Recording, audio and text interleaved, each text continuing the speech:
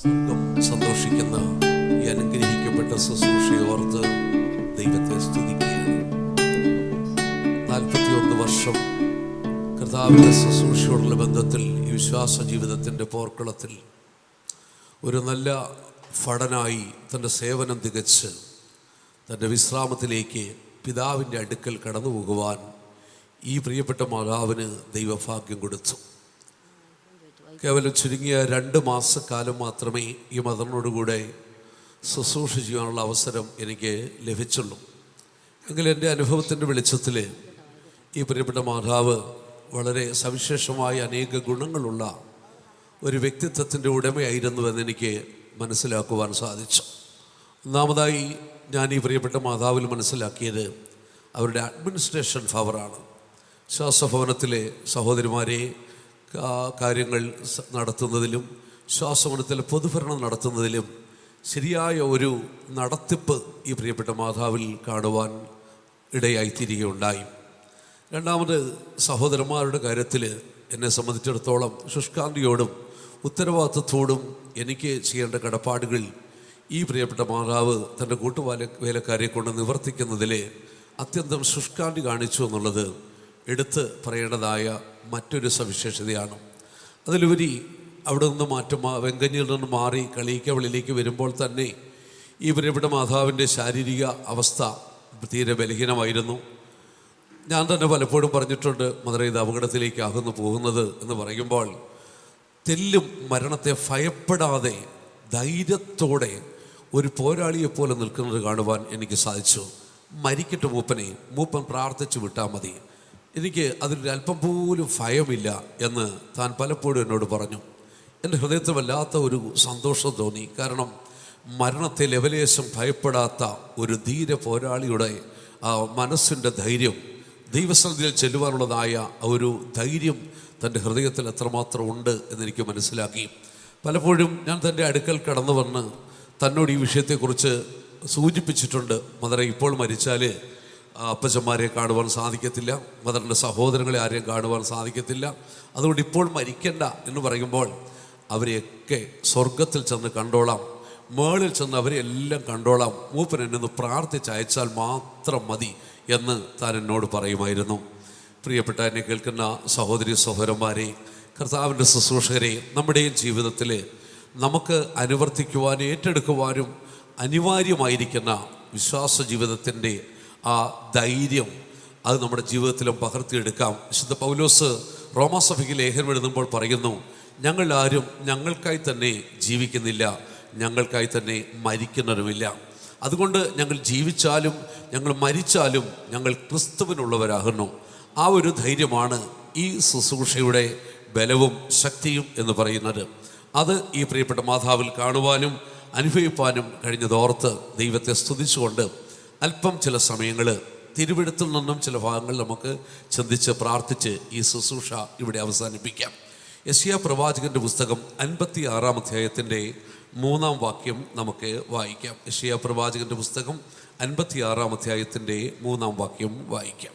യഹോവയോട് ചേർന്നിട്ടുള്ള അന്യജാതിക്കാരൻ യഹോവ എന്നെ തന്റെ ജനത്തിൽ നിന്ന് അശേഷം വേർപെടുത്തും എന്ന് പറയരുത്, ഷണ്ണനും ഞാനൊരു ഉണങ്ങിയ വൃക്ഷം എന്ന് പറയരുത്. ഇവിടെ 2 വിഷയങ്ങൾ നമുക്ക് കാണുവാൻ സാധിക്കുന്നു.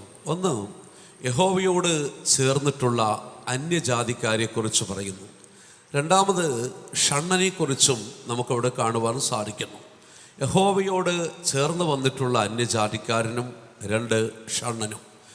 ഇത് ആരെക്കുറിച്ചാകുന്നു പറയുന്നത്? പുതിയ നിയമസഭയുടെ മനോഹരമായൊരു ചിത്രം ഇവിടെ കാണുവാൻ സാധിക്കുന്നു. യഹോവയോട് ചേർന്ന് വന്നിട്ടുള്ളതായ അന്യജാതിക്കാരൻ എന്നുള്ളത് വീണ്ടെടുക്കപ്പെട്ട ദൈവജനത്തെയാണത് വെളിപ്പെടുത്തി കാണിക്കുന്നത്.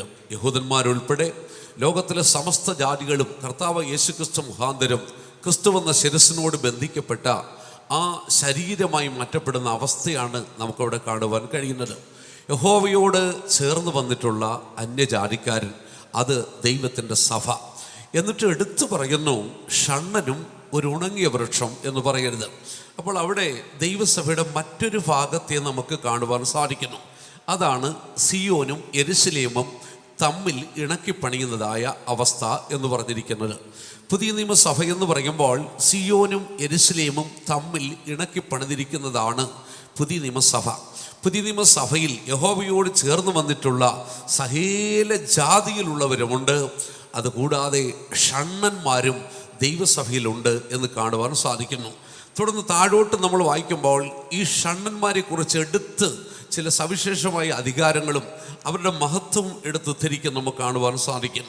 അതിൻ്റെ 4-ാം വാക്യത്തിലേക്ക് കടന്നു വരുമ്പോൾ, എൻ്റെ ശബത്ത് ആചരിക്കുകയും എനിക്ക് ഇഷ്ടമുള്ളത് തിരഞ്ഞെടുക്കുകയും എൻ്റെ നിയമം പ്രമാണിക്കുകയും ചെയ്യുന്ന ഷണ്ണന്മാരോട് യഹോവയായി ഞാൻ ഇപ്രകാരം അരുളി ചെയ്യുന്നു. അതിൻ്റെ 5-ാം വാക്യം വായിച്ചാട്ടെ. ഞാൻ അവർക്ക് എൻ്റെ ആലയത്തിലും എൻ്റെ മതിലകങ്ങളിലും പുത്രിപുത്രന്മാരെക്കാൾ വിശേഷമായൊരു ജ്ഞാപകവും നാമവും കൊടുക്കും. അവിടെ ഈ ഷണ്ണന്മാരെ എടുത്തു ധരിച്ചിട്ട് പറയുന്നു, ഞാൻ അവർക്ക്, ഈ ഷണ്ണന്മാർക്ക് എൻ്റെ ആലയത്തിലും എൻ്റെ മതിലഹങ്ങളിലും പുത്രിപുത്രന്മാരെക്കാൾ വിശേഷമായൊരു ജ്ഞാപകവും നാമവും കൊടുക്കും. ഛേദിക്കപ്പെടാത്ത ഒരു ശാശ്വത നാമം ഞാൻ അവർക്ക് കൊടുക്കും എന്ന് പറഞ്ഞിരിക്കുന്നു.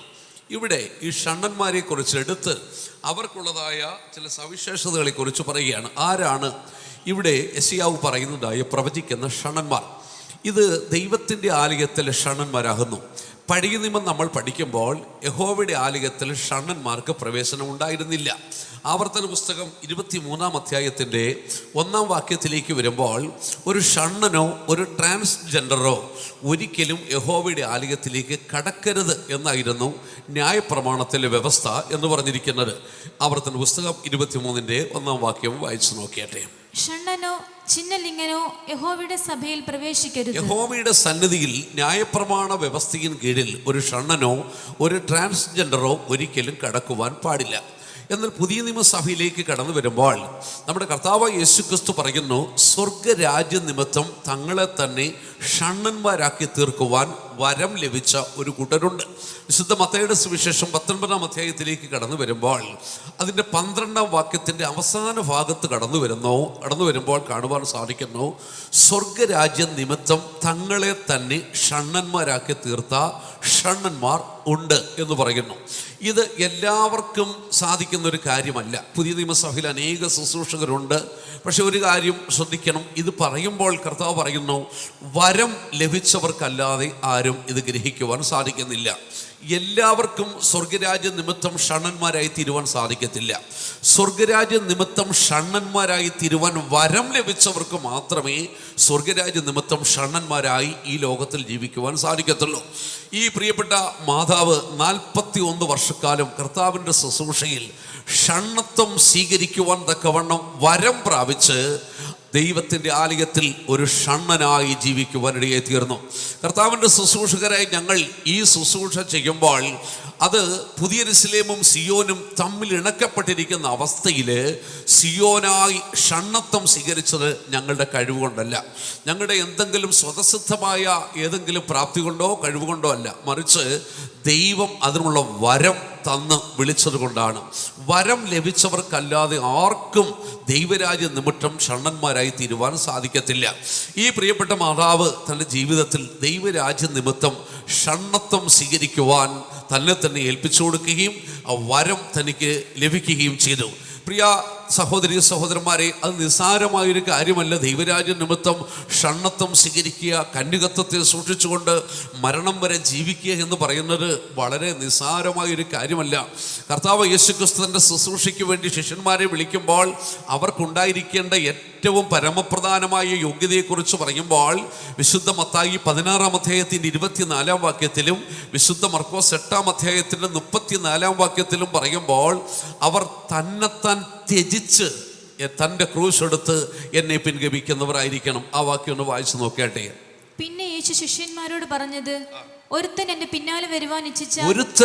പിന്നാലെ വരുവാൻ ആഗ്രഹിച്ചാൽ തന്നെത്താൻ ത്യജിക്കണം. എന്താണ് തന്നെത്താൻ ത്യജിക്കുക എന്ന് പറയുമ്പോൾ അതിൻ്റെ അർത്ഥം തന്നെത്താൻ ത്യജിക്കുക എന്ന് പറയുന്നത് ഫൊർസെക്ക് എന്നാ പറഞ്ഞിരിക്കുന്നത്. ഫൊർസെക്ക് മറക്കുക, സ്വയം മറക്കുക. നമ്മളെ തന്നെ മറക്കുന്ന ഒരാൾക്ക് മാത്രമേ കർത്താവിനെ പിൻഗമിക്കുവാനായിട്ട് സാധിക്കത്തുള്ളൂ. യേശുവിൻ്റെ പിന്നാലെ ഇറങ്ങിച്ചെല്ലുവാൻ ഒരു വ്യക്തിക്ക് കഴിയണമെങ്കിൽ ഒന്നാമത് ഷണ്ണത്വത്തിനുള്ള വരം അവർക്ക് ലഭിക്കണം. രണ്ടാമത് ഇവിടെ പറയുന്നു, തന്നെത്താൻ മറക്കുവാൻ, ത്യജിക്കുവാൻ എന്ന് പറഞ്ഞാൽ സ്വയം മറക്കുവാനുള്ള കഴിവ് അവർക്കുണ്ടായിരിക്കണം. സ്വയം മറക്കുക എന്ന് പറയുമ്പോൾ സ്വന്തം ജീവിതത്തെ മറക്കുക, സ്വന്തം പ്രാണനെ മറക്കുക. രണ്ട്, സ്വന്തം ബന്ധങ്ങളെ, കുടുംബ ബന്ധങ്ങളെ മറക്കുക, മാതാപിതാക്കളെ മറക്കുക, രക്തബന്ധങ്ങളെ മറക്കുക, ജനിച്ച വീടും നാടും മറക്കുക, ഈ ലോകത്തിൻ്റെ സകല സുഖങ്ങളും മറക്കുക, തന്നെത്താൻ ത്യജിക്കുക. പ്രിയ എന്നെ കേൾക്കുന്ന സഹോദരി സഹോദരന്മാരെ, ഞങ്ങൾ ഈ കർത്താവിൻ്റെ ശുശ്രൂഷ വളരെ ധൈര്യമായിട്ട് പ്രത്യാശയോട് ചെയ്യുമ്പോൾ, ഞങ്ങളെ തന്നെ ത്യജിക്കുന്നു എന്ന് പറയുമ്പോൾ ഞങ്ങൾ സ്വയം മറന്നാണ് ജീവിക്കുന്നത്. ഞങ്ങളുടെ പ്രാണനെ മറന്ന്, നഫ്താലിയെക്കുറിച്ച് പറയുമ്പോൾ എടുത്തു പറയുന്നത് നഫ്താലി പോർക്കളമേടുകളിലാണ്. ഒരു യുദ്ധക്കളത്തിൽ നിൽക്കുന്ന സൈനികൻ ഒരിക്കലും അവൻ്റെ പ്രാണനെക്കുറിച്ച് ചിന്തയുണ്ടായിരിക്കത്തില്ല.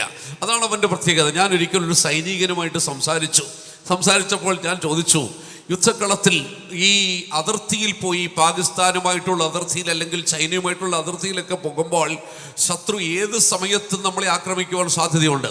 ഒരു യുദ്ധം നേരിട്ടാൽ നിങ്ങൾ എപ്രകാരമാണ് ആ യുദ്ധത്തിൽ നിങ്ങളുടെ കുടുംബത്തെ മറന്ന്, നിങ്ങളുടെ കുഞ്ഞുങ്ങളെ മറന്ന്, ഭാര്യയെ മറന്ന് ആ യുദ്ധം ചെയ്യുവാൻ സാധിക്കുന്നത്?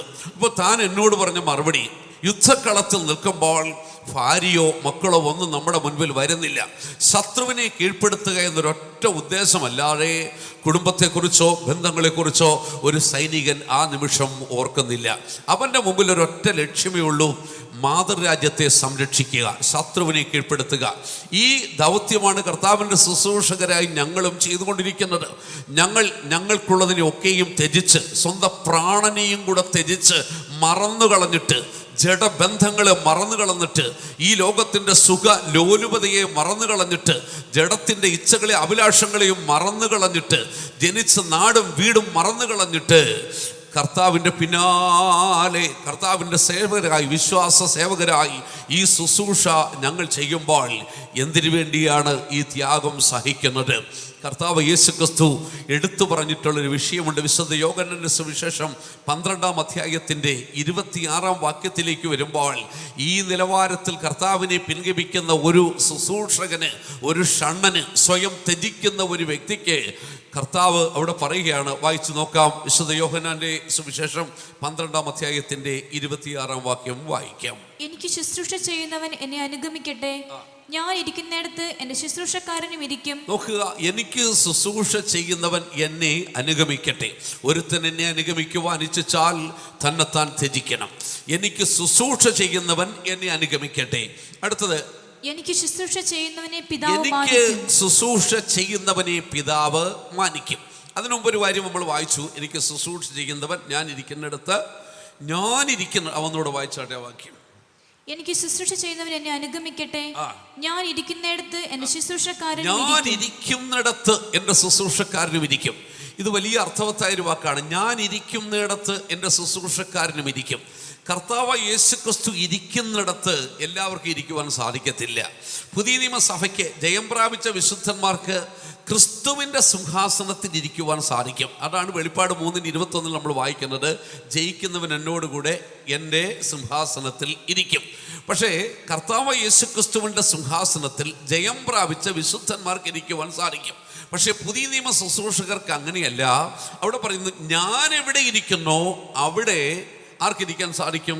എൻ്റെ ശുശ്രൂഷകർക്ക് ഇരിക്കാൻ സാധിക്കും. ഞാൻ എവിടെയാണ് ഇരിക്കുന്നത്? എൻ്റെ പിതാവിൻ്റെ സിംഹാസനത്തിലാണ് ഞാൻ ഇരിക്കുന്നത്. കർത്താവ് യേശുക്രിസ്തുവിൻ്റെ ഇരിക്കുന്നത് പിതാവിൻ്റെ സിംഹാസനത്തിൽ. പ്രിയപ്പെട്ട സഹോദരി സഹോദരന്മാരെ, കർത്താവിൻ്റെ ശുശ്രൂഷകർക്ക് ദൈവം നൽകുന്ന വാഗ്ദത്തം, തന്നെത്താൻ ത്യജിച്ച് എൻ്റെ പിന്നാലെ ഇറങ്ങി പുറപ്പെട്ട് കഴിഞ്ഞാൽ അവിടെ പറയുന്നു, ഒന്ന്, ഞാൻ ഇരിക്കുന്നിടത്ത് എൻ്റെ ശുശ്രൂഷകനും ഇരിക്കും. ഈ പ്രിയപ്പെട്ട മാതാവ് 41 വർഷത്തെ തൻ്റെ സേവനം തികച്ച് കടന്നു പോയിരിക്കുന്നത് പുത്രൻ ഇരിക്കുന്നിടത്ത് ഇരിക്കുവാൻ വേണ്ടിയാണ്. പുത്രൻ ഇരിക്കുന്നത് പിതാവിൻ്റെ സിംഹാസനത്തിലാണ് പുത്രൻ ഇരിക്കുന്നത്. അല്പം കൂടെ കഴിയുമ്പോൾ നമുക്കത് വിശദമായിട്ട് പഠിക്കുവാനായിട്ട് ചിന്തിക്കുവാനായിട്ട് സാധിക്കും. വിശാലമായി നമുക്ക് ചിന്തിക്കുവാൻ സമയമില്ലാത്തത് കൊണ്ട് വളരെ ചുരുക്കമായി ചില കാര്യങ്ങൾ മാത്രം ശുശ്രൂഷയോടുള്ള ബന്ധത്തിൽ, ഇത് ഒരു സവിശേഷമായ സംസ്കാര ശുശ്രൂഷയാണല്ലോ.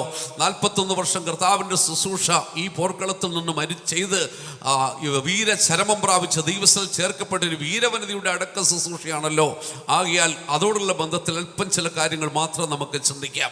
അവിടെ നമ്മൾ വായിച്ചത്, എനിക്ക് ശുശ്രൂഷ ചെയ്യുന്നവൻ ഞാനിരിക്കുന്നിടത്ത് എൻ്റെ ശുശ്രൂഷക്കാരനും ഇരിക്കും. പിതാവിൻ്റെ സിംഹാസനത്തിൽ പുത്രൻ ഇരിക്കുന്നത് പോലെ കർത്താവിൻ്റെ ശുശ്രൂഷ അവൻ്റെ പിന്നാലെ പോയി ചെയ്തവർ അവനോടുകൂടെ പിതാവിൻ്റെ സിംഹാസനത്തിൽ ഇരിക്കും. ഇത് പുതിയ നിയമസഭയ്ക്ക് സാധിക്കത്തില്ല. അവർക്ക് ക്രിസ്തുവിൻ്റെ സിംഹാസനത്തിൽ ഇരിക്കുവാൻ മാത്രമേ സാധിക്കത്തുള്ളൂ. പക്ഷെ ശുശ്രൂഷകർക്ക് ക്രിസ്തുവിനോടുകൂടെ പിതാവിൻ്റെ സിംഹാസനത്തിൽ ഇരിക്കുവാൻ സാധിക്കും. അടുത്തതായി പറയുന്നത്, എനിക്ക് ശുശ്രൂഷ ചെയ്യുന്നവനെ പിതാവ് മാനിക്കും. പിതാവ് മാനിക്കും. ലോകം നമ്മളെ നിന്ദിക്കും, ലോകം നമ്മളെ പഠിക്കും. ഈ പ്രിയപ്പെട്ട മാതാവ് കർത്താവിൻ്റെ ശുശ്രൂഷയ്ക്ക് വേണ്ടി കടന്നു വന്നപ്പോൾ എന്തെല്ലാം പ്രതികൂലങ്ങൾ, നിന്ദകൾ, എതിർപ്പുകൾ, അപമാനങ്ങൾ ഉണ്ടായിരുന്നു. അതൊരു ക്രിസ്തീയ ഭക്തന്, ശുശ്രൂഷകന്റെ ഓഹരിയാണ്. വിശുദ്ധ പൗലോസിന്റെ ലേഖനങ്ങൾ പൗലോസ് പറയുന്നുണ്ടല്ലോ, ഞങ്ങൾ ഇതുവരെയും സകലത്തിൻ്റെയും അഴുക്കായും ലോകത്തിൻ്റെ ചവറായും കാണപ്പെടുന്നു. ലോകത്തിൻ്റെ മുമ്പിൽ ഞങ്ങൾ ചതിയന്മാരായിട്ടാണ് കാണപ്പെടുന്നത്. ആദരിക്കുവാൻ ആരുമില്ലാതെ മാനാപമാനങ്ങളും സൽകീർത്തി ദുഷ്കീർത്തികളും സഹിച്ചുകൊണ്ട് ഈ ശുശ്രൂഷ ഞങ്ങൾ ചെയ്യുമ്പോൾ ലോകം പക്ഷെ നിന്ദിക്കുന്നുണ്ടായിരിക്കും, പകയ്ക്കുന്നുണ്ടായിരിക്കും. പക്ഷെ നമുക്ക് വലിയൊരു വാഗ്ദത്തം യേശുക്രിസ്തു തരുന്നുണ്ട്, എനിക്ക് ശുശ്രൂഷ ചെയ്യുന്നവനെ പിതാവ് മാനിക്കും. പിതാവ് മാനിക്കുന്നത് എപ്രകാരമാണെന്ന് അറിയണമെങ്കിൽ മലാക്കി പ്രവാചകന്റെ പുസ്തകത്തിലേക്ക് നമ്മൾ കടന്നു പോകണം. മലാക്കി പ്രവാചകന്റെ പുസ്തകം 3-ാം അധ്യായത്തിൻ്റെ 17-ാം വാക്യത്തിലേക്ക് വരുമ്പോൾ, തനിക്ക് ശുശ്രൂഷ ചെയ്യുന്ന ഒരു ഭക്തനെ, ഒരു ശുശ്രൂഷകനെ എപ്രകാരമാണ് പിതാവ് മാനിക്കുന്നത് എന്നവിടെ പറഞ്ഞിരിക്കുന്നു. അവിടെ വായിക്കുന്നു, ഒരു പിതാവ് തനിക്ക് ശുശ്രൂഷ ചെയ്യുന്ന മകനെ ആദരിക്കുന്നത് പോലെ. വായിച്ചു നോക്കിയാട്ടെ ആ ഭാഗം. ഒരു മനുഷ്യൻ തനിക്ക് ശുശ്രൂഷ ചെയ്യുന്ന മകനെ ആദരിക്കുന്നത് പോലെ ഞാൻ അവരെ ആദരിക്കും. പ്രിയ മക്കളെ, ഒരു മനുഷ്യൻ തനിക്ക് ശുശ്രൂഷ ചെയ്യുന്ന ഒരു മകനെ ആദരിക്കുന്നത് പോലെ നമ്മുടെ പിതാവായ ദൈവം തൻ്റെ ശുശ്രൂഷകരെ ആദരിക്കും. ഈ പ്രിയപ്പെട്ട മാതാവിനെ ആദരിച്ച് തൻ്റെ ആത്മാവിനെ കൈക്കൊണ്ടിരിക്കുകയാണ്. ഒരിക്കൽ ഡേവിഡ് ലിവിങ്സ്റ്റൺ തൻ്റെ മരണസമയത്ത് ദൈവത്തോട് ഇപ്രകാരം പറഞ്ഞു, ദൈവമേ, എൻ്റെ സേവനത്തെ അംഗീകരിച്ച് എൻ്റെ ആത്മാവിനെ ആദരിച്ച് നീ കൈക്കൊള്ളണമേ. ഇത് പറഞ്ഞിട്ടാണ് താൻ മരിക്കുന്നത്. ഈ പ്രിയപ്പെട്ട മാതാവിൻ്റെ ആത്മാവിനെ സ്വർഗം ആദരിച്ചു, പിതാവായ ദൈവം ആദരിച്ചു. സ്വർഗത്തിലെ ദൂതന്മാർ എഴുന്നേറ്റ് നിന്ന് ഈ പ്രിയപ്പെട്ട മാതാവിൻ്റെ ആത്മാവിനെ ആദരിച്ച് സ്വീകരിക്കുകയുണ്ടായി. സ്വർഗം ഈ പ്രിയപ്പെട്ട മാതാവിനെ ആദരിച്ചു. പ്രിയപ്പെട്ട ദൈവമക്കളെ, ലോകം നമ്മളെ പകയ്ക്കും, നിന്ദിക്കും, താഴ്ത്തി സംസാരിക്കും, വില കുറച്ച് സംസാരിക്കും. നമ്മൾ ചതിയന്മാരെന്ന് പറഞ്ഞേക്കാം, ഏതെല്ലാം വിധത്തിൽ നിന്ദിക്കപ്പെട്ടേക്കാം. പക്ഷെ നമുക്കത് പ്രശ്നമില്ല. കാരണം നമുക്കൊരു വാഗ്ദത്തമുണ്ട്, എനിക്ക് ശുശ്രൂഷ ചെയ്യുന്നവനെ പിതാവ് മാനിക്കും. സ്വർഗത്തിലെ ദൂതന്മാർ മാനിക്കും. എഴുന്നേറ്റ് നിന്ന് ഈ പ്രാണനെ ഏറ്റെടുക്കും. സ്തെഫാനോസിനെ കല്ലെറിയുമ്പോൾ സ്തെഫാനോസ് മരണസമയത്ത് സ്വർഗത്തിലേക്ക് നോക്കി, ഇതാ പിതാവിൻ്റെ വലതുഭാഗത്ത് പുത്രൻ എഴുന്നേറ്റ് നിൽക്കുകയാണ്, പ്രാണനെ, ആത്മാവിനെ കൈക്കൊള്ളുവാൻ വേണ്ടി. ഇതാണ് പുതിയ നിയമ ഭക്തന്മാരുടെ, ശുശ്രൂഷകന്മാരുടെ ഏറ്റവും വലിയ പ്രിവിലേജ്. കാരണം എന്തെന്നറിയാമോ? വിശുദ്ധ പൗലോസ് തൻ്റെ അവസാന ലേഖനത്തിൽ ഇപ്രകാരം എഴുതി, ഞാൻ ഇപ്പോൾ തന്നെ പാനീയയാഗമായി ഒഴിക്കപ്പെട്ടിരിക്കുന്നു. ഈ പ്രിയപ്പെട്ട മാതാവിൻ്റെ 41 വർഷത്തെ ജീവിതം പാനീയയാഗമായി ഒഴിക്കപ്പെട്ടു. എന്നാണ് പാനീയയാഗം എന്ന് പറയുമ്പോൾ?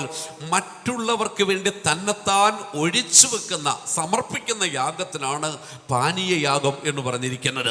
വിശുദ്ധ പൗലോസ് പറഞ്ഞു, ഞാൻ പാനീയയാഗമായി ഒഴിക്കപ്പെട്ടു. ഞാൻ എനിക്ക് വേണ്ടിയല്ല ജീവിച്ചത്, എൻ്റെ കുടുംബത്തിന് വേണ്ടിയല്ല ജീവിച്ചത്, എൻ്റെ മക്കൾക്ക് വേണ്ടിയല്ല ജീവിച്ചത്.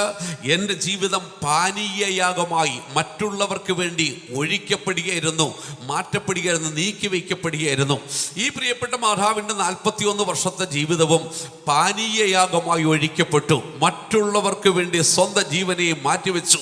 ഈ കർത്താവിൻ്റെ ശുശ്രൂഷ ഈ പൊർക്കളത്തിൽ ഞങ്ങളും സധൈര്യം ചെയ്യുമ്പോൾ ഞങ്ങളാരും ഞങ്ങൾക്ക് വേണ്ടി ജീവിക്കുന്നില്ല, ഞങ്ങളുടെ കുടുംബത്തിന് വേണ്ടി ജീവിക്കുന്നില്ല, ഞങ്ങളുടെ മാതാപിതാക്കൾക്ക് വേണ്ടി ജീവിക്കുന്നില്ല, സഹോദരങ്ങൾക്ക് വേണ്ടി ജീവിക്കുന്നില്ല. ലോകത്താഹ്വാനം കോവിഡ് വൈറസ്, കൊറോണ വൈറസ് പടർന്നു പിടിക്കുക. ഞങ്ങൾക്കും മാതാപിതാക്കളൊക്കെ ജഡപ്രകാരമുണ്ട്. അവർക്ക് കൊറോണ വൈറസ് ഉണ്ടോ എന്ന് പോലും ഞങ്ങൾ അന്വേഷിക്കാൻ പോകുന്നില്ല. ഞങ്ങൾ ആഹപ്പാടെ അന്വേഷിക്കുന്നത് ഞങ്ങളെ ഏൽപ്പിച്ചിരിക്കുന്ന ദൈവമക്കൾക്കാർക്കെങ്കിലും കൊറോണയുണ്ടോ എന്നന്വേഷിച്ചിട്ട് അവർക്ക് വേണ്ടി ഞങ്ങൾ പ്രാർത്ഥിക്കാറുണ്ട്. കാരണം ഞങ്ങളുടെ ജീവൻ മറ്റുള്ളവർക്ക് വേണ്ടി ഏൽപ്പിച്ചു കൊടുത്തതാണ്, പാനീയ യാഗമായി ഒഴിക്കപ്പെട്ടിരിക്കുകയാണ്. അതുകൊണ്ടാണ് വിശുദ്ധ പൗലോസ് പറയുന്നത്, എൻ്റെ പ്രാണൻ പാനീയയാഗമായി ഒഴിക്കപ്പെട്ട് കഴിഞ്ഞിരിക്കുന്നു. അതുകൊണ്ട് ഞാൻ നല്ല പൊരുതു, ഓട്ടം തികച്ചു, വിശ്വാസം കാത്തു. ഇനി എനിക്ക് നീതിയുടെ കിരീടം സ്വർഗത്തിൽ ചെല്ലുമ്പോൾ തരും. ഈ പ്രിയപ്പെട്ട മാതാവ് ഇപ്പോൾ കടന്നുപോയിരിക്കുകയാണ്. തൻ്റെ സ്വന്തം പ്രാണൻ പാനീയയാഗമായി ഒഴിക്കപ്പെട്ടിട്ട് സ്വർഗത്തിൽ നീതിയുടെ കിരീടം ചൂടുവാൻ വേണ്ടി കടന്നുപോയിരിക്കുകയാണ്. ഈ ലോകത്തിൻ്റെ അംഗീകാരങ്ങളോ പദവികളോ അവാർഡുകളോ ബഹുമതികളോ സ്ഥാനമാനങ്ങളോ അല്ല, മറിച്ച് സ്വർഗത്തിൽ ഈ ഭൂമിയിൽ പാനീയയാഗമായി ഒഴിക്കപ്പെട്ടതിനാൽ സ്വർഗത്തിൽ നീതിയുടെ കിരീടം ചൂടുവാൻ, പിതാവിനാൽ ആദരിക്കപ്പെടുവാൻ, ക്രിസ്തുവിനോടുകൂടെ പിതാവിൻ്റെ സിംഹാസനത്തിൽ ഇരുത്തപ്പെടുവാൻ ഈ പ്രിയപ്പെട്ട മാതാവും കടന്നുപോയിരിക്കുകയാണ് ചെയ്യുന്നത്. അത് മാത്രമല്ല, നമ്മൾ വായിച്ച അധ്യായത്തിൻ്റെ 57-ാം അധ്യായത്തിൻ്റെ 2-ാം വാക്യത്തിലേക്ക് വരുമ്പോൾ അവിടെ ആ ഭക്തന്റെ മരണത്തെക്കുറിച്ച് പറയുന്നു. 1-ാം വാക്യത്തിൽ മരണത്തെക്കുറിച്ച് പറഞ്ഞിട്ട് നീതിമാൻ അനർത്ഥത്തിന് മുമ്പേ കഴിഞ്ഞു പോകുന്നു, ആരും ഗ്രഹിക്കുന്നില്ലല്ലോ എന്ന് പറഞ്ഞിട്ട് പറയുന്നു, അവർ സമാധാനത്തിലേക്ക് പ്രവേശിക്കുന്നുവെന്നാണ് വായിക്കുന്നത്. ആ ഭാഗം മാത്രം ഒന്ന് വായിച്ചാട്ടെ. അവൻ സമാധാനത്തിലേക്ക് പ്രവേശിക്കുന്നു. ഈ പ്രിയപ്പെട്ട മാതാവ് സമാധാനത്തിലേക്ക് പ്രവേശിച്ചു കഴിഞ്ഞിരിക്കുന്നു. എന്നാൽ അനർത്ഥത്തിന് മുമ്പേ ജീവിച്ചിരിക്കുന്ന നമ്മൾ ഭയപ്പെടണം. ലോകത്തിന് എന്താ സംഭവിക്കാൻ പോകുന്നതെന്ന് ആർക്കും പറയുവാൻ സാധിക്കത്തില്ല. നമ്മുടെ ബഹുമാനപ്പെട്ട പ്രധാനമന്ത്രി ശ്രീ നരേന്ദ്രമോദിജി ഒരിക്കൽ ഈ അടുത്ത കാലത്ത് പ്രസംഗിച്ചപ്പോൾ വാക്ക് പറഞ്ഞു, ഒരു ചെറിയ വൈറസ് ലോകത്തെ മുഴുവനും തകർത്തു കളഞ്ഞിരിക്കുന്നു. നോക്കണം, ഒരു ചെറിയ മനുഷ്യന്റെ നഗ്നനേത്രങ്ങൾക്ക് ഗോചരമല്ലാത്ത, സൂക്ഷ്മദർശിനി കൊണ്ട് പോലും കണ്ടുപിടിക്കുവാൻ കഴിയാത്ത ഒരു ചെറിയ വൈറസ് ലോകത്തെ മുഴുവനും തകർത്തു കളഞ്ഞിരിക്കുന്നു. ലോകത്തിന് നാളെ എന്ത് സംഭവിക്കുമെന്ന് പറയുവാൻ ആർക്കും സാധിക്കത്തില്ല. മനുഷ്യന്റെ ബുദ്ധിക്കോ അവന്റെ സാങ്കേതിക വിദ്യക്കോ അവന്റെ കണ്ടുപിടുത്തത്തിനോ അവന്റെ സമ്പത്തിനോ അവൻ ഒരുക്കി വെച്ച ആയുധങ്ങൾക്കോ അവനെ രക്ഷിക്കുവാൻ കഴിയുകയില്ല എന്ന് അവൻ സുല്ലിട്ട് സമ്മതിച്ചിരിക്കുന്ന ഈ കാലഘട്ടത്തില് പ്രിയാധിയ മക്കളെ, തിരുവെടുത്ത് പറയുന്നു, അനർത്ഥത്തിന് മുമ്പേ ഒരു ഭക്തൻ കഴിഞ്ഞു പോകുന്നു. നാളെ ഈ ലോകത്തിന് എന്ത് സംഭവിക്കുമെന്ന് പറയുവാൻ ആരെ കൊണ്ടും സാധിക്കത്തില്ല. ജീവിച്ചിരിക്കുന്ന നമുക്കും പ്രാർത്ഥിക്കാൻ, കർത്താവേ, അനർത്ഥത്തിന് മുമ്പേ എനിക്കും ആ വിശ്രാമം പ്രാപിക്കുവാൻ ഭാഗ്യം തരണമേ. ഈ പ്രിയപ്പെട്ട മാതാവ് തൻ്റെ സമാധാനത്തിലേക്ക് പ്രവേശിച്ചു. ഈ സമാധാനത്തിൽ പ്രവേശിക്കുവാൻ കഴിയണമെന്നുണ്ടെങ്കിൽ എപ്രകാരം നമ്മൾ ജീവിക്കണം, എങ്ങനെ ഈ സ്വർഗീയ സമാധാനം പ്രാപിക്കുവാൻ സാധിക്കും? ഈ ലോകത്തിൽ വെച്ച് തന്നെ ഒരു ദൈവിക സമാധാനം നമ്മുടെ ജീവിതത്തിൽ പ്രാപിക്കണം. 1, നമ്മുടെ ശരീരത്തിലൊരു സമാധാനം ഉണ്ടാവണം. 2, നമ്മുടെ മനസ്സിലൊരു സമാധാനം ഉണ്ടാവണം. 3, നമ്മുടെ ആത്മാവിലൊരു സമാധാനം ഉണ്ടാവണം. ഈ സമാധാനവും 3ഉം നമ്മുടെ ജീവിതത്തിൽ തന്നെ നമ്മൾ പ്രാപിക്കണം. 1, നമ്മുടെ ശരീരത്തിലൊരു സമാധാനം നമുക്ക് പ്രാപിക്കുവാൻ കഴിയണം. അതെപ്രകാരമാണ് ശരീരത്തിൽ നമുക്ക് സമാധാനം പ്രാപിക്കുവാൻ കഴിയുന്നത്? 16-ാം സങ്കീർത്തനത്തിൻ്റെ 9-ാം വാക്യത്തിലേക്ക് വരുമ്പോൾ സങ്കീർത്തനക്കാരൻ അവിടെ പറയുന്നു, നമ്മുടെ ശരീരത്തിൽ എങ്ങനെ നമുക്ക് ഒരു സമാധാനം പ്രാപിക്കുവാൻ സാധിക്കും? വായിച്ചാട്ടെ. അതുകൊണ്ട് എൻ്റെ ഹൃദയം സന്തോഷിച്ച് എൻ്റെ മനസ്സ് ആനന്ദിച്ച് എൻ്റെ ജഡവും നിർഭയമായി വസിക്കുന്നു. ജഡം നിർഭയമായി വസിക്കുന്നു എന്ന് വെച്ചാൽ ശരീരത്തിൽ ഒരു സമാധാനം, വിശ്രാമം പ്രാപിക്കുവാൻ സാധിക്കുന്നു. അവിടെ അതുകൊണ്ട് എന്ന് പറയുമ്പോൾ ഏതുകൊണ്ടാണ് എന്നുള്ളത് വ്യക്തമായിട്ട് മനസ്സിലാക്കണമെങ്കിൽ അപ്പോസ്തല പ്രവൃത്തി 2-ാം അധ്യായത്തിൻ്റെ 26-ാം വാക്യത്തിലേക്ക് നമ്മൾ കടന്നു പോകണം. അപ്പോസ്തല പ്രവൃത്തി 2-ാം അധ്യായത്തിൻ്റെ 26-ാം വാക്യത്തിലേക്ക് വരുമ്പോൾ എപ്രകാരമാണ് നമുക്കിടെ ശരീരത്തിൽ ആ വിശ്രാമം അനുഭവിക്കുവാൻ കഴിയുന്നതെന്ന് മനസ്സിലാക്കാൻ സാധിക്കും. വായിച്ചേ, അപ്പോസ്തല പ്രവൃത്തി 2-ന്റെ 26-ാം വാക്യം വായിച്ചേ. ഞാൻ കർത്താവിനെ എപ്പോഴും എപ്പോഴും എന്റെ മുമ്പിൽ ഞാൻ കണ്ടിരിക്കുന്നു. കർത്താവിനെ എപ്പോഴും എന്റെ മുമ്പിൽ വെച്ചിരിക്കുന്നു. അടുത്തത്, അവൻ എന്റെ വലത്തുഭാഗത്തിരിക്കയാൽ അവൻ എന്റെ വലതുഭാഗത്തിരിക്കയാൽ ഞാൻ കുലുങ്ങിപ്പോകയില്ല. ഞാൻ കുലുങ്ങിപ്പോകത്തില്ല. അടുത്തത്, അതുകൊണ്ട് എന്റെ ഹൃദയം സന്തോഷിച്ചു. അതുകൊണ്ട് എന്റെ ഹൃദയം സന്തോഷിച്ചു, എന്റെ നാവ് എന്റെ ആനന്ദിച്ചു. നാവ് ആനന്ദിക്കുന്നു. എന്റെ ജഡവും പ്രത്യാശയോടെ എന്റെ വസിക്കും. ജഡവിൽ നിർഭയമായി വസിക്കുന്നു. ശരീരത്തിൽ യഥാർത്ഥമായ ഒരു സമാധാനം അനുഭവിക്കുവാൻ കഴിയണമെന്നുണ്ടെങ്കിൽ നിർഭയമായിരിക്കുവാൻ കഴിയും. അതാ പറയുന്നല്ലോ, മരിക്കട്ടെ മുപ്പനെ പ്രാർത്ഥിച്ചെന്നെയും വിട്. നിർഭയമായിരിക്കുവാൻ കഴിയണമെന്നുണ്ടെങ്കിൽ ആർക്കേ സാധിക്കത്തുള്ളൂ? ഞാൻ യഹോവയെ എപ്പോഴും എൻ്റെ മുൻപിൽ വെച്ചിരിക്കുന്നു, അവൻ എൻ്റെ വലതുഭാഗത്തുള്ളത് കൊണ്ട് ഞാൻ കുലുങ്ങിപ്പോകത്തില്ല. ദൈവത്തെ മുന്നിൽ വെച്ചുകൊണ്ട് ഇരിക്കുന്നൊരു ഭക്തൻ, ദൈവം എൻ്റെ വലതുഭാഗത്തുണ്ട് എന്ന് ഉറപ്പുള്ളൊരു ഭക്തൻ, അവൻ്റെ ശരീരത്തിൽ അവൻ വിശ്രാമം അനുഭവിക്കുന്നവനായി തീരും. രണ്ടാമത്, നമ്മുടെ മനസ്സിലൊരു വിശ്രാമം ഉണ്ടാവണം.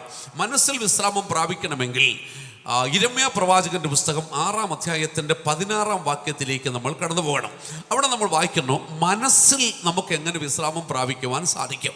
അവിടെ കാണുന്നത്, നിങ്ങൾ വഴികളിൽ ചെന്ന് നല്ല വഴി ഏതെന്ന് പഴയ പാതകളെ നോക്കി ചോദിച്ചറിഞ്ഞ് അതിൽ നടപ്പീൻ. വായിച്ചു നോക്കിയട്ടെ. യഹോവ ഇപ്രകാരം അരുളി ചെയ്യുന്നു, നിങ്ങൾ വഴികളിൽ ചെന്ന് നല്ല വഴി ഏതെന്ന് പഴയ പാതകളെ നോക്കി ചോദിച്ച് അതിൽ നടപ്പിൻ.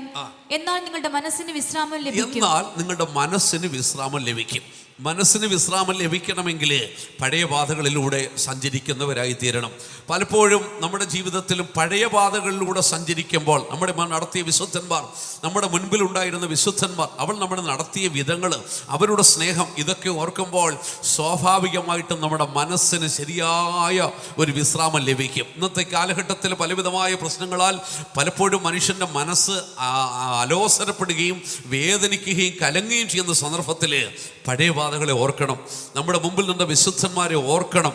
പാസ്റ്റർ ഏസിയപ്പച്ചനെ ഓർക്കണം. പാസ്റ്റർ പോളിനെ ഓർക്കണം. അദ്ദേഹത്തിൻ്റെ ജീവചരിത്രം നമ്മൾ വായിക്കണം, ഓർക്കണം. പാസ്റ്റർ AG ഡാനിയലിനെ നമ്മൾ ഓർക്കണം. TG വർഗീസിനെ നമ്മൾ ഓർക്കണം. KC അപ്പച്ചനെ നമ്മൾ ഓർക്കണം. പാസ്റ്റർ VG ശമുലിനെ നമ്മൾ ഓർക്കണം. ഈശോ അപ്പച്ചനെ നമ്മൾ ഓർക്കണം. നമ്മുടെ മുൻപിലുണ്ടായിരുന്ന വിശുദ്ധന്മാരെ നമ്മൾ ഓർത്തു കഴിഞ്ഞാൽ ആ പഴയ പാതകളിലൂടെ സഞ്ചരിച്ചാട്ടെ, അവർ കാണിച്ചെന്ന മാർഗത്തിലൂടെ സഞ്ചരിച്ചാട്ടെ, നമ്മുടെ മനസ്സിന് ശരിയായ ഒരു വിശ്രാമം പ്രാപിക്കുവാൻ സാധിക്കും. ഇനി നമ്മുടെ ആത്മാവിൽ നമുക്കൊരു വിശ്രാമം പ്രാപിക്കുവാൻ സാധിക്കണം. ആത്മാവിൽ വിശ്രാമം പ്രാപിക്കണമെങ്കിൽ യെശയ്യാ പ്രവാചകന്റെ പുസ്തകം 28-11-12 വാക്യങ്ങളിലേക്ക് വരുമ്പോൾ അവിടെ നമ്മൾ ഇപ്രകാരം വായിക്കുന്നു, വിക്കി വിക്കി പറയുന്ന അധരങ്ങളാലും അന്യഭാഷകളാലും അവൻ ഈ ജനത്തോട് സംസാരിക്കും. ഇതാകുന്ന സ്വസ്ഥത, ഇതാകുന്ന വിശ്രാമം. അത് ആത്മാവിൻ്റെ വിശ്രാമമാണ്. പ്രിയ മക്കളെ, ആത്മാവിൻ്റെ വിശ്രാമം അനുഭവിക്കണമെങ്കിൽ പരിശുദ്ധാത്മാവിൽ നിറഞ്ഞ് അന്യഭാഷകളിൽ സംസാരിക്കുന്നവരായിരിക്കണം. അന്യഭാഷകളിൽ സംസാരിക്കുന്ന നമ്മൾ യാതൊരു നാണക്കേടും കാണിക്കേണ്ട ആവശ്യമില്ല. കാരണം അന്യഭാഷകളിൽ സംസാരിക്കുന്നത് ഏറ്റവും വലിയ അനുഗ്രഹിക്കപ്പെട്ട ഒരു അനുഭവമാണ്. അത് ഏറ്റവും വലിയ ഭാഗ്യമാണ്. ദൈവത്തോട് നമുക്ക് സംസാരിക്കുവാൻ കിട്ടുന്നൊരു അവസരമാണ് അന്യഭാഷകളിൽ സംസാരിക്കുക എന്ന് പറയുന്നത്. പലർക്കും അന്യഭാഷകളിൽ സംസാരിക്കാൻ നാണക്കേടാണ്. ഞാൻ ഒരു പേപ്പർ കട്ടിങ് നിങ്ങൾക്ക് വായിക്കാം. കഴിഞ്ഞ വർഷം 2019 കാൻറ്റർബറി ആർച്ച് ബിഷപ്പ് കേരളം സന്ദർശിക്കുകയുണ്ടായി. ചർച്ച് ഓഫ് ഇംഗ്ലണ്ടിൻ്റെ എന്ന് വെച്ചാൽ ബ്രിട്ടീഷ് രാജാവിനെയും രാജകുമാരിയെയും വാഴിക്കുന്ന ചർച്ച് ഓഫ് ഇംഗ്ലണ്ടിൻ്റെ ചുമതലക്കാരനെ കാൻറ്റർബറി ആർച്ച് ബിഷപ്പ് കേരളം സന്ദർശിച്ചപ്പോൾ കോട്ടയത്ത് വെച്ച് മലയാള മനോരമയായിട്ട് നടത്തിയ ഒരു അഭിമുഖത്തിൽ കാൻറ്റർബറി ആർച്ച് ബിഷപ്പ് പറഞ്ഞൊരു വാക്ക് ഒരു കട്ടിങ് പേപ്പറിൽ വന്ന് ഞാൻ വെട്ടിയെടുത്ത് വെച്ചിട്ടുണ്ട്. ഞാൻ വായിക്കാം. കോട്ടയം ആംഗ്ലിക്കൻ സഭകളുടെ ആഗോള തലവൻ കാൻറ്റർബറി ആർച്ച് ബിഷപ്പ് ജസ്റ്റിൻ ബെൽബി എല്ലാ പ്രഭാതത്തിലും മറുഭാഷയിൽ പ്രാർത്ഥിക്കുന്നു. CMS കോളേജ് ദശാബ്ദി ആഘോഷങ്ങളുടെ സമാപന സമ്മേളനത്തിൽ അനുഗ്രഹ പ്രഭാഷണത്തിലെത്തിയ അദ്ദേഹം മലയാള മനോരമയ്ക്ക് നൽകിയ അഭിമുഖത്തിലാണ് ഇക്കാര്യം വ്യക്തമാക്കിയത്. മറുഭാഷയിൽ പ്രാർത്ഥിക്കുന്നതിനെ കുറിച്ച് അദ്ദേഹം പറഞ്ഞത് ഇങ്ങനെ, അത് വളരെ വ്യക്തിപരമായ ഒരു അനുഭവമാണ്. ഞാനും ദൈവവും തമ്മിലുള്ള വളരെ സ്വകാര്യമായ ആശയവിനിമയം എല്ലാ ദിവസവും അതിരാവിലെ ഈ പ്രാർത്ഥനയോടെയാണ് ഞാൻ തുടങ്ങുന്നത്. നൂറ്റാണ്ടുകൾക്ക് മുമ്പേ പുരോഹിത ശുശ്രൂഷകന്മാർ പരിശുദ്ധാത്മാവിൻ്റെ അഭിഷേകം പ്രാപിച്ച് ഇങ്ങനെ അജ്ഞാതമായ ആ നേരത്തെ മാത്രം ഭാഷയിൽ പ്രാർത്ഥിച്ചിട്ടുണ്ട്. ക്യാൻറ്റൻബറി ആർച്ച് ബിഷപ്പ് രാവിലത്തെ പ്രാർത്ഥന അന്യഭാഷ പറഞ്ഞുകൊണ്ടാണെങ്കിൽ പ്രിയ ദൈവമക്കളെ ചിന്തിച്ച് നോക്കണം. ചർച്ച് ഓഫ് ഇംഗ്ലണ്ടുകാര് അവരുടെ തലവൻ അന്യഭാഷയിൽ സംസാരിക്കുന്നു. പ്രിയ ദൈവമക്കൾ, അതാണ് സ്വസ്ഥത. ദൈവത്തോട് സംസാരിക്കുക, മറുഭാഷകളിൽ സംസാരിക്കുക. ഈ ഒരു അനുഭവം നമ്മുടെ ശരീരത്തിൽ വിശ്രാമം, നമ്മുടെ ആത്മാവിൽ വിശ്രാമം, നമ്മുടെ മനസ്സിൽ വിശ്രാമം, ഈ ഒരു അനുഭവത്തിൽ നമ്മൾ ജീവിച്ചാൽ നമ്മൾ മരിക്കുമ്പോൾ സമാധാനത്തിലേക്ക് നമ്മൾ പ്രവേശിക്കും. ഈ പ്രിയപ്പെട്ട മാതാവ് സമാധാനത്തിലേക്ക് പ്രവേശിച്ചു. നിത്യതയിൽ ചെന്ന് കഴിയുമ്പോൾ സ്വർഗത്തിൽ സിയോന് വേണ്ടി ഒരുക്കപ്പെട്ട സവിശേഷമായ ചില ഭാഗ്യങ്ങളുണ്ട്, സൗഭാഗ്യങ്ങളുണ്ട്. വെളിപ്പാട് പുസ്തകം 21-ാം അധ്യായം നമ്മൾ പഠിക്കുമ്പോൾ പുതിയ യെരൂശലേം എന്ന വിശുദ്ധ നഗരം ഭർത്താവിനെ അലങ്കരിച്ചിരിക്കുന്ന മണവാട്ടിയെ പോലെ തേജസ്സുള്ളതായി സ്വർഗത്തിൽ നിറങ്ങി വരുന്നത് കാണിച്ചു തന്നു. ഇത് ക്രിസ്തുവിൻ്റെ കാന്ത മണവാട്ടിക്ക് വേണ്ടിയുള്ളതാണ്. എന്ന് വെച്ചാൽ വീണ്ടെടുക്കപ്പെട്ട പുത്രീപുത്രന്മാർക്ക് വേണ്ടിയുള്ളതാണ്, ദൈവപുത്രന്മാർക്ക് വേണ്ടിയുള്ളതാണ്, തൻ്റെ മണവാട്ടിക്ക് വേണ്ടിയുള്ളതാണ്. അതിൻ്റെ മതിലഹങ്ങളെക്കുറിച്ചും അതിൻ്റെ ഗോപുരങ്ങളെക്കുറിച്ചും അതിൻ്റെ വീതികളെക്കുറിച്ചും അതിൻ്റെ അകത്ത് ഓരോ സൗന്ദര്യങ്ങളെക്കുറിച്ചും എല്ലാം വർണ്ണിച്ചിട്ട് അതിൻ്റെ സവിശേഷതകളെല്ലാം പറഞ്ഞിട്ട് പറയുന്നു, ഇത് കർത്താവിൻ്റെ വരവിൽ രൂപാന്തരം പ്രാപിക്കുന്ന കർത്താവിൻ്റെ സ്വന്തം രക്തത്താൽ വീണ്ടെടുക്കപ്പെട്ട ദൈവത്തിൻ്റെ സഭ, യഹോവയോട് ചേർന്ന് വന്നിട്ടുള്ള സകലർക്കും വേണ്ടിയുള്ളതാകുന്നു ആ പുതിയ യെരൂശലേം എന്ന വിശുദ്ധ നഗരം, പുതിയ യെരൂശലേം, പുതിയ നിയമസഭയുടെ അവകാശം. 21-ാം അധ്യായത്തിൽ അത് പറഞ്ഞിട്ട് 22-ാം അധ്യായത്തിലേക്ക് വരുമ്പോൾ നേരെ സിയോനിലേക്ക് കടന്നു പോവുകയാണ്, കർത്താവിൻ്റെ ശുശ്രൂഷകരിലേക്ക് കടന്നു പോവുകയാണ്. സിയോന്റെ പ്രതിഫലം എന്താണ്? കർത്താവിൻ്റെ ശുശ്രൂഷകരുടെ പ്രതിഫലം എന്താണ്? 21-ാം അധ്യായത്തിൽ 1200 നാഴിക നീളവും വീതിയും ഉയരവുമുള്ള ഈ വിശാലമായ പട്ടണത്തിൻ്റെ നടുവിലൂടെ തങ്കനിർമ്മിതമായ മനോഹരമായ ഒരു വീതിയുണ്ട്. നിങ്ങൾ ചിന്തിച്ചു നോക്കിക്കേ, 2400 കിലോമീറ്റർ നീളമുള്ള ഈ ഹൈവേയുടെ മധ്യഭാഗം എങ്ങനെയാണെന്ന് പറഞ്ഞുകൊണ്ടാണ് 22-ാം അധ്യായം ആരംഭിക്കുന്നത്. അവിടെ വായിക്കുമ്പോൾ വീതിയുടെ നടുവിൽ ദൈവത്തിൻ്റെയും കുഞ്ഞാടിൻ്റെയും സിംഹാസനം കാണപ്പെട്ടു. ശ്രദ്ധിക്കണം, വീതിയുടെ നടുവിൽ എന്ന് പറയുമ്പോൾ പുതിയ യെരൂശലേമിൻ്റെ മധ്യഭാഗത്തേക്ക് കടന്നു വരുമ്പോൾ അവിടെ കാണപ്പെടുന്ന ദൈവത്തിൻ്റെയും കുഞ്ഞാടിൻ്റെയും സിംഹാസനമാണ്. പിന്നീട് നമുക്ക് കാണുവാൻ സാധിക്കുന്നത് ആ സിംഹാസനത്തിൽ നിന്നും പളുങ്കുപോലെ ശുഭ്രമായ ഒരു ജീവജല നദി ഒഴുകി വരുന്നത് കാണുകയാണ്. നിങ്ങൾ മനസ്സിലാക്കണം, ഒരു നദി ഒഴുകുന്നെങ്കിൽ എവിടെ നിന്നായിരിക്കും ഒഴുകുന്നത്? നമുക്ക് ഭാരതത്തിൽ സിന്ധു, ഗംഗ, ബ്രഹ്മപുത്ര ആദിയായ നദികളുണ്ട്. ഇത് ഒഴുകുന്നത് ഹിമാലയത്തിൽ നിന്നാണ് ഒഴുകി വരുന്നത്. യോഹന്നാൻ നോക്കുമ്പോൾ സിംഹാസനത്തിൽ നിന്നൊരു നദി ഒഴുകി വരുന്നെന്ന് കാണുമ്പോൾ ആ സിംഹാസനം കേവലം ഒരു കസേരയല്ല, മറിച്ച് അത് ദൈവം വസിക്കുന്ന വിശുദ്ധ പർവ്വതമായ സിയോനാണ്. ആ സിയോനിൽ നിന്നും പളുങ്കുപോലെ ശുഭ്രമായ ഒരു ജീവജലത്തിന്റെ നദി ഒഴുകി വരികയാണ് ചെയ്യുന്നത്. നദിയുടെ ഇരു കരകളിലും വൃക്ഷങ്ങൾ, ജീവവൃക്ഷങ്ങൾ ഇങ്ങനെ ഫലം കായ്ച്ചു കൊണ്ട് നിൽക്കുന്നു. പക്ഷെ അവിടെ യോഹന്നാൻ കണ്ടത് ആരെയാണെന്ന് അറിയാമോ? അവിടെ കണ്ടത് കർത്താവിൻ്റെ ശുശ്രൂഷകരെയാണ്, കർത്താവിൻ്റെ ഊഴിയക്കാരെയാണ് അവിടെ കണ്ടത്. 22-ാം അധ്യായത്തിലേക്ക് കടന്നു വരുമ്പോൾ അതിൻ്റെ 3-ാം വാക്യത്തിലേക്ക് വരുമ്പോൾ വായിക്കുന്നു, യാതൊരു ശാപവും ഇനി ഉണ്ടാകുകയില്ല, യാതൊരു ശാപവും ഇനി ഉണ്ടാകയില്ല. ദൈവത്തിന്റെയും കുഞ്ഞാടിന്റെയും സിംഹാസനം അതിലിരിക്കും. ദൈവത്തിന്റെയും കുഞ്ഞാടിന്റെയും സിംഹാസനം അവിടെ ഇരിക്കും. അവന്റെ ദാസന്മാർ അവനെ ആരാധിക്കും.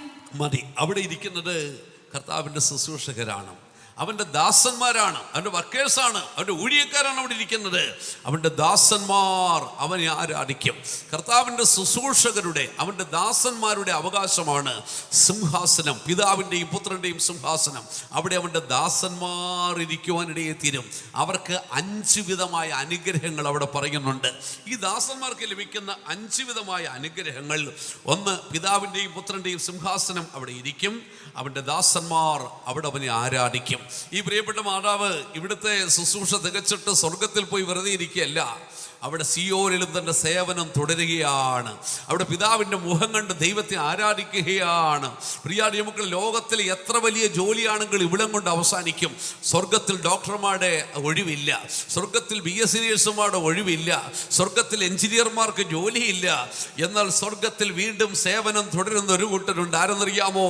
സിയോനിൽ വീണ്ടും പ്രാർത്ഥിക്കുന്ന, ആരാധിക്കുന്ന ഒരു കൂട്ടരുണ്ട്. അതവൻ്റെ ദാസന്മാരാണ്, അവൻ്റെ ശുശ്രൂഷക്കാരാണ്. അവർ ദൈവസിംഹാസനത്തിന്റെ മുൻപിൽ, പിതാവിൻ്റെയും പുത്രൻ്റെയും സിംഹാസനത്തിന്റെ മുൻപിലിരുന്ന് അവർ അവനെ ആരാധിക്കുന്നു. 2, അവൻ്റെ നാമം അവരുടെ നെറ്റിയിലിരിക്കും. ഈ ശുശ്രൂഷകരുടെ നെറ്റിയിൽ പിതാവിൻ്റെയും പുത്രൻ്റെയും നാമം എഴുതി വെച്ചിട്ടുണ്ട്. അതാണ് വെളിപ്പാട് 14-ാം അധ്യായത്തിൽ കാണുന്നത്. ഇതാ ഞാൻ സിയോൻ മലയിൽ കുഞ്ഞാടും, അവനോടുകൂടെ അവൻ്റെ നാമവും പിതാവിൻ്റെ നാമവും നെറ്റിയിൽ എഴുതിയിരിക്കുന്ന 1,44,000 പേര് നിൽക്കുന്നത് കണ്ടു. പ്രിയപ്പെട്ട സഹോദരി സഹോദരന്മാരെ, വിശേഷമായൊരു നാമം അവരുടെ നെറ്റിയിൽ എഴുതിയിട്ടുണ്ട്.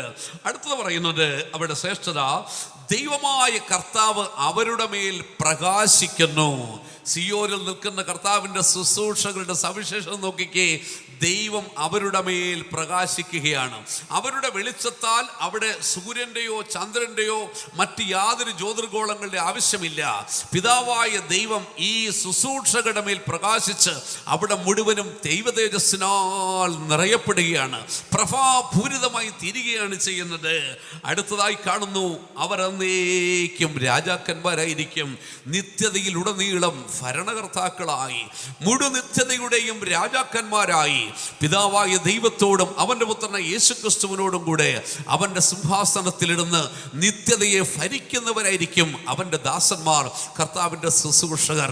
ഈ ലോകം നമ്മളെ നിന്ദിക്കട്ടെ, പഴിക്കട്ടെ, ഏതുമില്ലെന്ന് പറയട്ടെ, നമുക്ക് വലിയൊരു പ്രത്യാശയുണ്ട്. നമ്മുടെ പിതാവിൻ്റെ നിത്യരാജ്യത്തിൽ രാജാക്കന്മാരായി ക്രിസ്തുവിനോടുകൂടെ പിതാവിൻ്റെ സിംഹാസനത്തിലിരുന്ന് മുഴുനിത്യതയെയും അവർ ഭരിക്കുന്ന രാജാക്കന്മാരായിരിക്കും. ദൈവത്തിൻ്റെ തേജസ്സിനാൽ അവർ പ്രകാശിപ്പിക്കപ്പെടും. അവർ പിതാവായ ദൈവത്തിൻ്റെ മുഖം കാണും. ക്രിസ്തുവിനോടുകൂടെ പിതാവിൻ്റെ സിംഹാസനത്തിൽ ഇരിക്കും. അവൻ്റെ മുഖം കണ്ടവനെ അവർ ആരാധിക്കും. അവൻ്റെ നാമം അവിടെ നെറ്റിയിൽ എഴുതിയിരിക്കും. ഈ അതിശ്രേഷ്ഠമായ അനുഭവങ്ങളെ പ്രാപിക്കുവാനാണ് ഈ പ്രിയപ്പെട്ട മാതാവ് കടന്നുപോയിരിക്കുന്നത്. ആകയാൽ ഇന്ന് പകൽക്കാലം ഈ സംസ്കാര ശുശ്രൂഷയിൽ ഞങ്ങൾ ശ്രമിക്കുന്ന പ്രിയപ്പെട്ട സഹോദരി സഹോദരന്മാരെ, നിങ്ങൾക്ക് ഈ അനുഭവങ്ങളെക്കുറിച്ച് ഇതുവരെയും ഒരു വെളിപ്പെടുത്തൽ ലഭിച്ചിട്ടില്ലായിരുന്നെങ്കിൽ ഈ സന്ദർഭത്തിൽ നമ്മുടെ ജീവിതത്തെ സമർപ്പിക്കാം. ഇത് അതിശ്രേഷ്ഠമായൊരു ശുശ്രൂഷയാണ്, അതിമഹത്തായൊരു സ്ഥാനമാണ്. പിതാവ് നമ്മെ ആദരിക്കുന്ന ഒരു ശുശ്രൂഷയാണ്. നമ്മുടെ ജീവിതത്തെ അതിനുവേണ്ടി ഏൽപ്പിച്ചു കൊടുക്കാം. സ്വർഗം ഇപ്പോൾ സന്തോഷിക്കുകയാണല്ലോ. ഈ പ്രിയപ്പെട്ട മാതാവിൻ്റെ ആത്മാവിനെ സ്വർഗം ഏറ്റെടുത്തിട്ട് മുഴുനിത്യതയിലും സന്തോഷിക്കുമ്പോൾ നമുക്കും സന്തോഷത്തോടെ ഒരു യാത്രയേപ്പ് ഈ പ്രിയപ്പെട്ട മാതാവിന് കൊടുക്കാം. എല്ലാ ദൈവമക്കളും ഒരു നിമിഷം കണ്ണുകൾ അടച്ച് പ്രാർത്ഥിച്ച് ദൈവം നമ്മുടെ ജീവിതത്തെ ആഴമായി പരിശോധിച്ചാട്ടെ.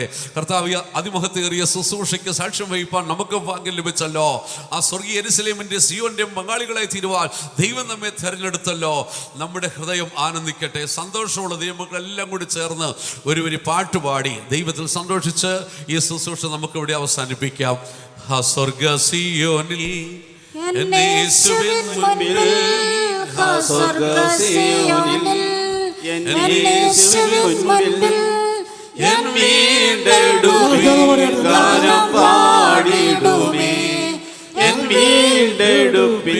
ഗാനം പാടിടുമേ.